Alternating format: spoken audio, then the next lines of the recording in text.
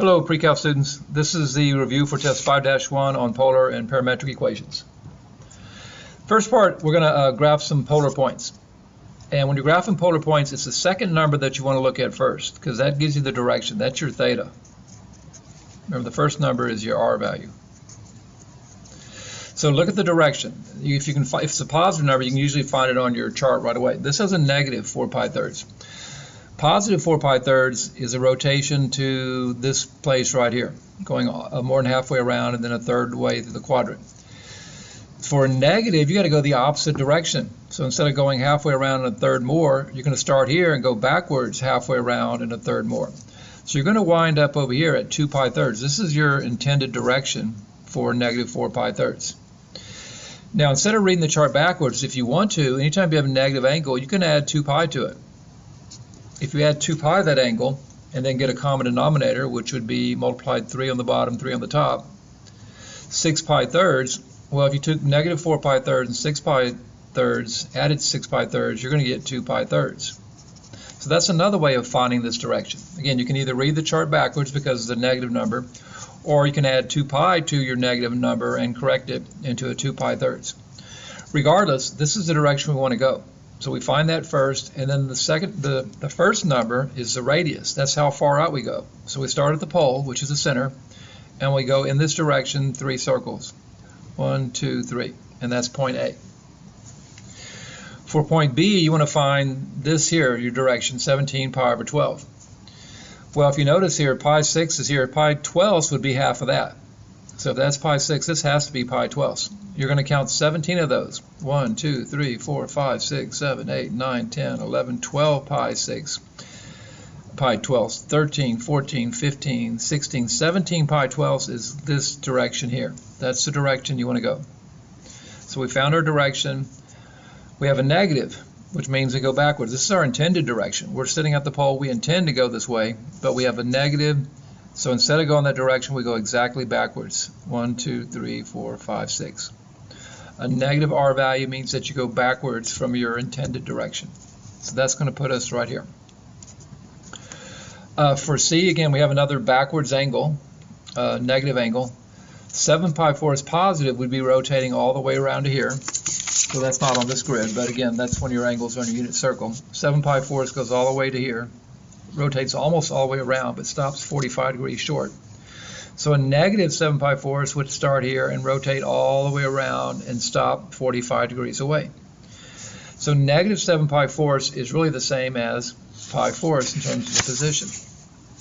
So this is the position we want to go. We want to go this direction here. And again, as we did on number 1, we could add 2 pi to a negative angle anytime we want.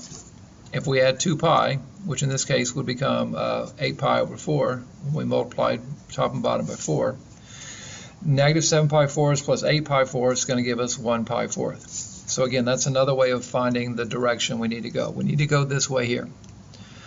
Again, though, we have a negative. If we had a positive 4, we just march straight out there. But a negative means you have to go backwards. So we're facing this direction, but we want to go backwards 4 circles due to that negative there. 1, 2, 3, 4. And that is point C. Find the direction first. That's the tricky part. And then if you have a positive r value, go in that direction. If you have a negative r value, go backwards from that direction.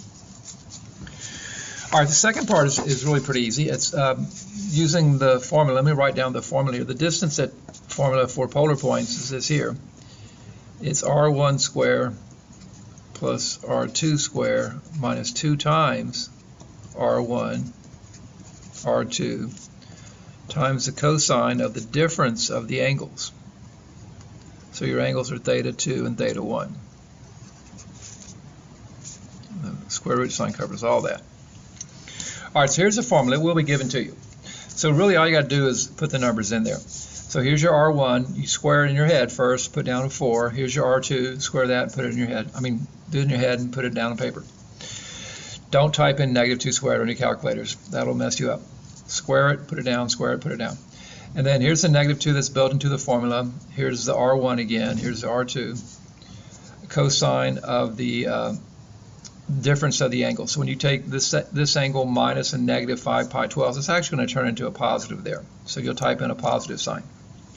But you enter that pretty much just like that on your calculator. Starting with the square root sign, just type in the whole thing on your calculator, and make sure you're in the radians mode because these are radian angles, and you should get 3.86 rounded to the nearest hundredth.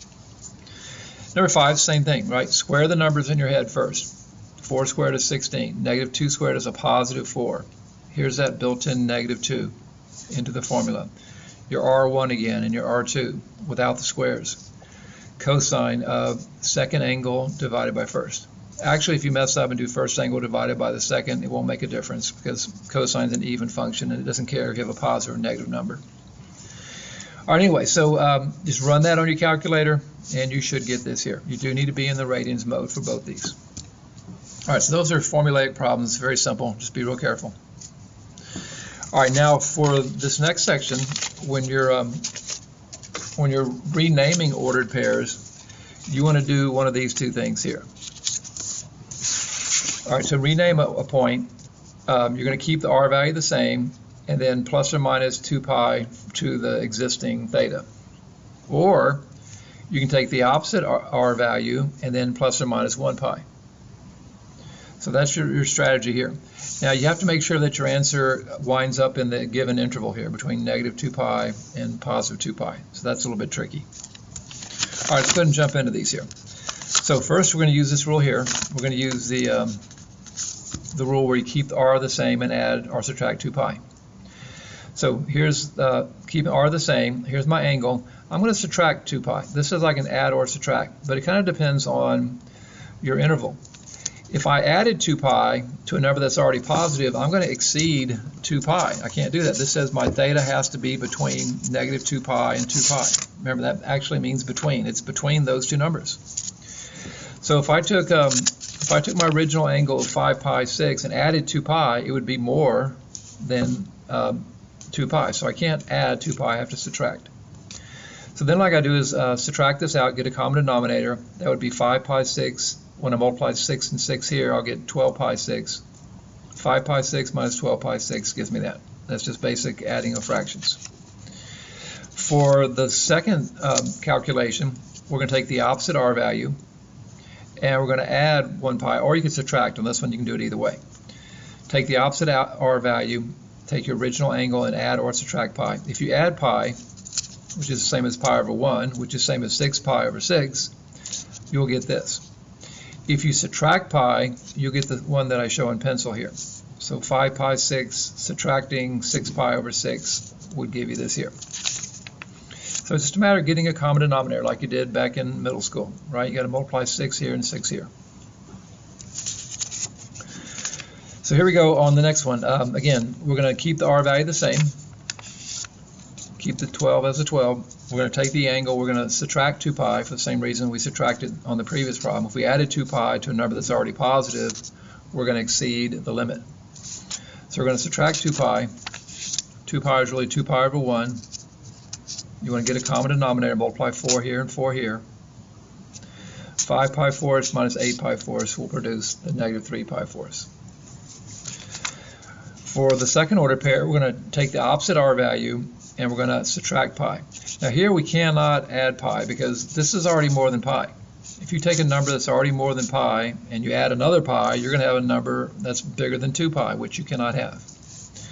So here we're going to take negative 12. The negative is the opposite of the original one. We're going to take the angle and we're going to subtract pi. And again, you got to get a common denominator. Pi is really pi over 1, so multiply 4 on the top, 4 on the bottom. 5 pi 4ths minus 4 pi 4ths is going to give us pi 4ths. So again, those are the rules that you need to know. Keep r the same, plus or minus 2 pi. Take the opposite r, plus or minus 1 pi. All right, the bottom of this page is just some things that you need to know. If you have r equals some number, it's going to be a circle centered at the origin. You just got to know that. You could also type that in your calculator. Theta equals some numbers is going to be a line. And that one you're not going to be able to type in on the calculator. But all you got to do is find the direction. So kind of like what we did on number 1. The direction here is a negative. So negative 1 pi 12, negative 2, negative 3, negative 4, negative 5 pi 12 is in this direction. But it's a line, so it really goes in both directions. It goes here and here. So r equals some number is going to be a circle centered at the origin. circle centered at, not called the origin, it's called the pole here. On an XY system, it's called the origin. On the polar system, it's called the pole. This is a line through the pole. Line through the pole. All right, so you got to know those there. Those are really pretty easy.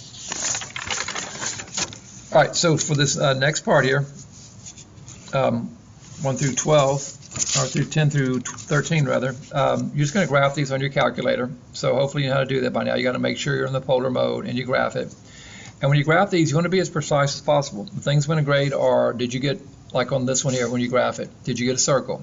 Yes, you got to show a circle. You got to show where it's positioned. It's positioned on the y-axis. You also need to show that it has a radius of 4. It goes out to the 4th circle. So again, do you have the right shape? Did you go out to the correct radius? Did you position it correctly? That's what I'm looking for on these graphs. When you graph this one on your calculator, it's going to be a circle to the left, centered on the x-axis. It's going to go out to the 6th circle because that's 6. And so then what you do is go out to the 6th circle and draw your circle. For number 12, it'll give you a 4-leaf, 4-petaled rose, they call this. So you have the right shape, you have it positioned correctly. The centers are in the middle of each quadrant. There's one here, there's one here, the one here, one here. So in the middle of each quadrant. And that 8 in front means it goes out to the 8th circle. So here we're scaling by 2s. 2, 4, 6, 8 is here. So you go out in the middle of quadrant 1 to the 8th circle, put a point. Go in the middle of quadrant 2, 8th circle, put a point. Halfway down in quadrant 3, 8th circle, put a point. Halfway through quadrant 4, go out to the 8th circle, put a point, and then just kind of fake the rest of the graph. For number 13, still graphing these on your calculator, you'll see that you get 3 loops. They're going to be equally spaced. One's going to be on the x-axis. So because there are 3 loops, we know they're 360 degrees, right? So if we divide by 3, that's going to give us 120. That'll tell us the spacing here for the centers. So if I space these out by 120 degrees, I'll start here at 0. I'll go to 120 for the next center, and then 120 on top of that would be at 240. So you have one loop centered at 0 degrees, one loop centered at 120 degrees, and another loop centered at 240 degrees. And you get a nice little approximation there. Make sure you go out to the 12th circle because of that number there. All right, on this next section here, this is converting from polar to rectangular. So this is pretty easy here. So your formulas are these. X equals R cos theta.